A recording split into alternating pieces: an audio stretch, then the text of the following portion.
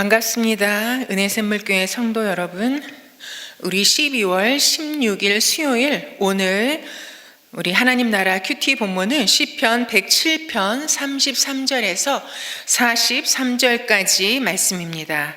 우리 큐티 책을 옆에 가지고 계신 분은 우리 한 목소리로 읽어 올리시겠습니다. 주님께서는 강들을 사막으로 만드시며 물이 솟는 샘들을 마른 땅이 되게 하시며 그곳에서 사는 사람들의 죄악 때문에 옥토를 소금밭이 되게 하신다. 그러나 주님께서는 사막을 연못으로 만드시며 마른 땅을 물이 솟는 샘으로 만드시고 굶주린 사람들로 거기에 살게 하시어 그들이 거기에다 사람 사는 성읍을 세우게 하시고 밭에 씨를 뿌리며 포도원을 일구어서 풍성한 소출을 거두게 하시며 또 그들에게 복을 주시어 그들이 크게 번성하게 하시고 가축이 줄어들지 않게 하신다. 그들이 억압과 고난과 걱정 근심 때문에 수가 줄어들고 비천해질 때 주님께서는 높은 자들에게 능력을 부으시고 그들을 길 없는 황무지에서 헤매게 하셨지만 가난한 사람은 그 고달픔에서 벗어나게 해주시고 그 가족을 양떼처럼 번성하게 하셨다. 정직한 사람은 이것을 보고 즐거워하고 사악한 사람은 말문이 막힐 것이다.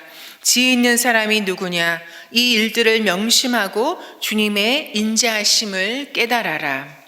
아멘. 우리 시편 107편의 1절은 이렇게 시작합니다. 주님께 감사드려라. 하나님은 선하시며 그의 인자하심이 영원하다. 그래서 주께 구원받은 사람들아 모두 주님께 감사드려라. 이렇게 감사로 시작하면서 참으로 인생들이 고난을 만났을 때, 고난 가운데 있을 때, 주님께 부르짖을 때 주님께서는 그들을 그 고통에서 건지셨다고, 그들이 고난 가운데서 주님께 부르짖을 때 그들을 그 곤경에서 구원해 주셨다고, 계속해서 참으로 고난 가운데 주님께 부르짖는 자들을 하나님께서 어떻게 그 곤경에서 구원해 내시는지, 그들을 고쳐주시고 수렁에서 이끌어내어 주셔서 놀라운 구원을 참으로 허락하신 하나님께 감사하라고 4번이나 반복해서 같은 패턴으로 우리에게 이야기해 주고 있습니다. 그리고 32절은 그러기에 백성이 모인 가운데서 그분을 기려라. 장로들이 모인 곳에서 그분을 찬양하여라. 감사하라. 놀라운 구원을 베푸신 하나님께 감사하라. 고난 가운데 주님께 부르짖을 때 그 곤경에서 건져내신 주님께 감사하라. 찬양하라. 이렇게 마칩니다. 저는 이 107편이 32절에서 끝나도 전혀 이상하지 않을까 하는 생각이 듭니다.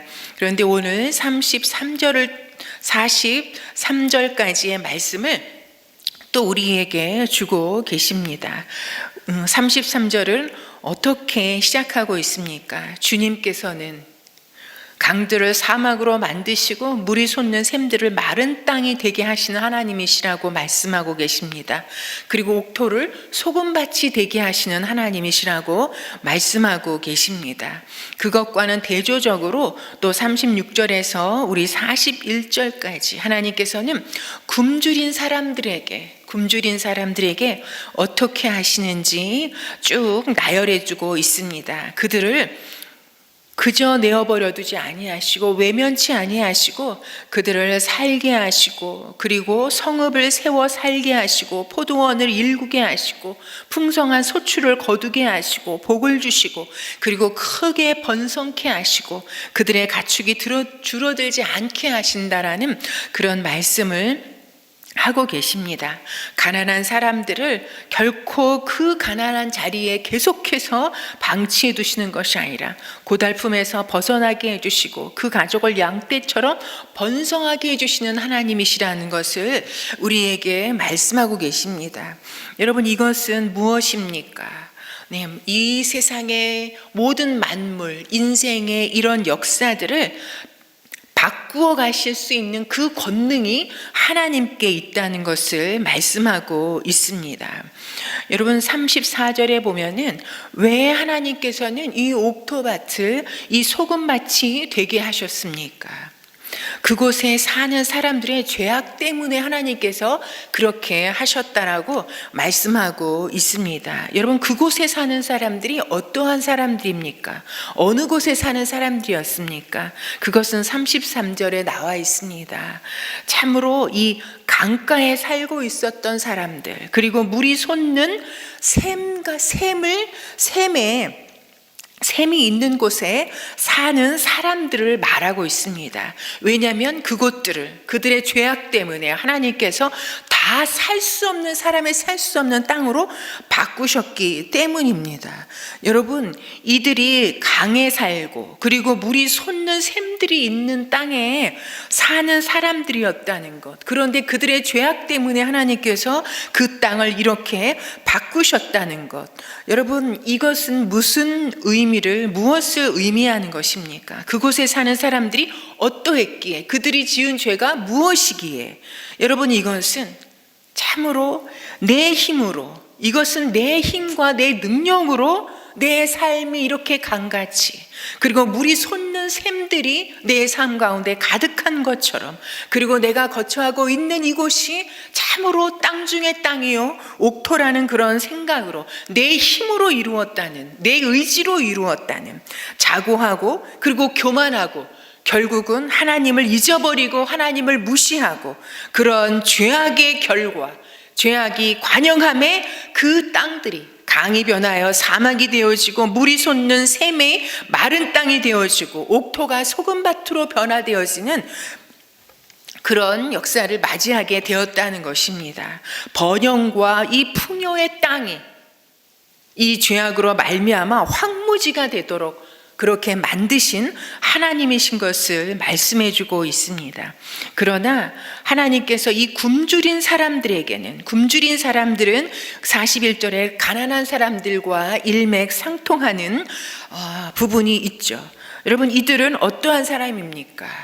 여러분 굶주린 사람, 가난한 사람들은 물론 재정적으로 물질적으로 가난하고 참으로 굶주린 사람들이라고 볼 수도 있습니다. 그러나 여러분 굶주린 사람들, 가난한 사람들은 스스로 아무것도 할 수가 없습니다. 스스로 그 자리에서 일어설 수 있는 힘이 없습니다.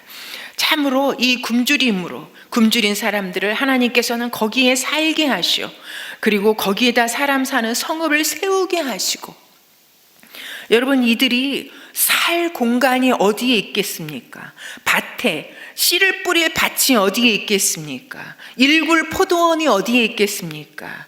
그럼에도 불구하고 참으로 하나님의 도움심이 아니고는, 하나님의 도움이 없이는 우리가 살 수 없다라는 절박한 마음을 가지고 하나님을 의지하고 부르짖는 가난한 심령을 가진 사람들이라고 우리가 바꾸어서 읽어도 참으로 가능하다라고 생각되어집니다.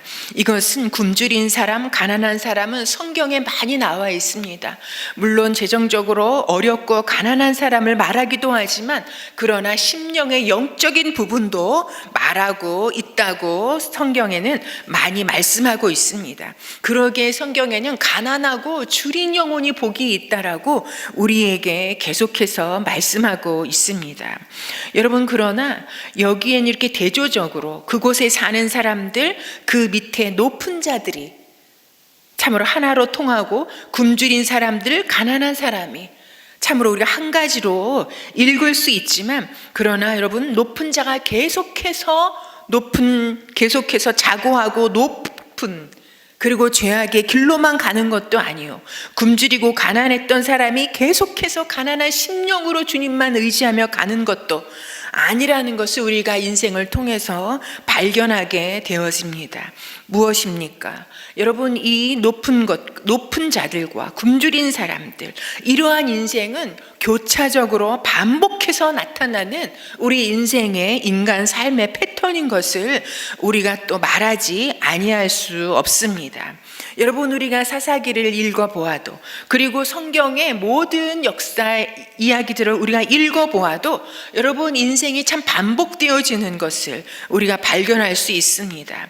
죄악 가운데 허덕이다가 하나님의 징계를 받고, 그리고 그 징계 가운데 너무나 고통스럽고 어려워서 부르짖음에 하나님께서 또 회개에 이르는 은혜를 부어주셔서 구원해 주시고, 그리고 또 이제 하나님이 복을 주셔서 살만하다 하니 다시 자고하고 교만하고 죄악에 참으로 빠지는 이런 반복적인 패턴을 이어오는 것이 우리 인류의 역사인 것을 우리가 발견하게 되어집니다. 여러분, 그러기에 인생이나 사람을 의지하지 아니하고 오직 우리 인생을 향한 하나님의 이 인자하심을 깨닫고 그 하나님을 의지하며 사는 것이, 이것이 진정 지혜자라는 것을 오늘 성경 본문은 우리에게 말해주고 있습니다. 죄악 가운데 허덕이다가 그 인생의 모든 강과 물이 솟는 샘과 옥토가 다 무너지고 소금밭이 되게 하시고 황폐한 마른 사막과 같은 삶 가운데 허덕이다가 그 고난 가운데 주님께 부르짖을 때 주님께서는 내어버려 두지 아니하시고 그 곤경에서 다시 구원하여 주셔서 그 인생 가운데 행하신 하나님의 놀라운 구원으로 말미암아 하나님의 내 인생을 향한 하나님의 인자하시고 선하심을 감사하고 찬양해야 하는 것이 참으로 우리의 본분인 것을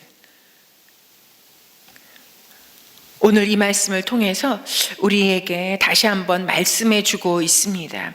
여러분, 인생이 우리의 것인 것 같지만, 인생이 내 힘으로 살아가는 것 같지만, 우리가 살면 살수록 우리가 경험하게 되지 않습니까? 고백하게 되지 않습니까? 참으로 내가 죄인 중에 죄인이요, 이 코의 호흡도 주님께서 날마다 새벽마다 이 코에 생기를 불어넣어주지 아니하시면 우리가 오늘을 살아갈 수 있는 생명이 없는 것을, 그리고 인생의 한 걸음 한 걸음을 주님께서 참으로 긍휼로 인도해 주지 아니하시면 우리는 방황할 수밖에 없는 인생인 것을, 어디로 가야 살 길인지 어디로 가야 죽을 길인지를 알지 못하고 분변치 못하고 살아가는 것이 우리의 인생인 것을, 우리가 오늘 여기까지 있는 것은 하나님께서 생명을 주시며 우리가 오늘도 하나님을 부르짖고 찾고 살 수 있는 것은 하나님의 믿음의 은총이요 복인 것을, 오직 하나님의 은혜와 자비하심이 오늘 우리를 살게 하는 힘이라는 것을, 그리고 우리 앞으로의 삶도, 우리의 가정도, 우리의 교회도, 이 나라와 이 민족의 그 장래도 오직 하나님의 인자하시고 선하신 그 손길에만 의지할 때 살 길이 있다는 것을 고백하지 아니할 수 없습니다. 우리가 오늘도 이 말씀에 대한 반응으로 우리가 합심하면서 기도하고 오늘 하루를 시작했으면 좋겠습니다. 이 인간 인생들의 삶을, 만물의 역사를 바꾸실 수 있는 권능이 오직 하나님께만 있습니다. 우리 인생의 이 주관자가 오직 하나님이십니다. 주님의 인자하심 안에서 우리가 살고 있습니다. 그 주님의 인자하심과 자비하심을 구하면서 살아가는 오늘이라는 우리의 인생이 되게 하여 주시옵소서. 우리 그렇게 기도했으면 좋겠습니다. 두 번째는 코로나가 계속해서 확산되어 가고 있는데 주님 긍휼히 여겨주시고 불쌍히 여겨주셔서 이제 이 확산세가 진정되어질 수 있도록 주님이 주관해 달라고 기도했으면 좋겠습니다. 그리고 사회, 경제, 정치 어느 한 부분도 어렵지 않은 곳이 없습니다. 이 힘들고 어려운 시대 가운데 이 나라를 이끌어가는 위정자들에게 무엇보다도 정직하고 하나님의 정의와 공의와 지혜를 구하며 참으로 정치를 이루어간 리더십이 되어질 수 있도록 우리 함께 기도했으면 좋겠습니다. 그리고 또 세 번째는 선교사님들을 위하여서 우리 선하시고 인자하신 손길로 우리 선교사님들의 건강과 그리고 사역과 가정과 그 심령을 인도해 주시기를 우리가 합심해서 기도하고 오늘 우리의 삶을 주님의 인자하시고 선하신 손 안에 의탁하며 출발하겠습니다.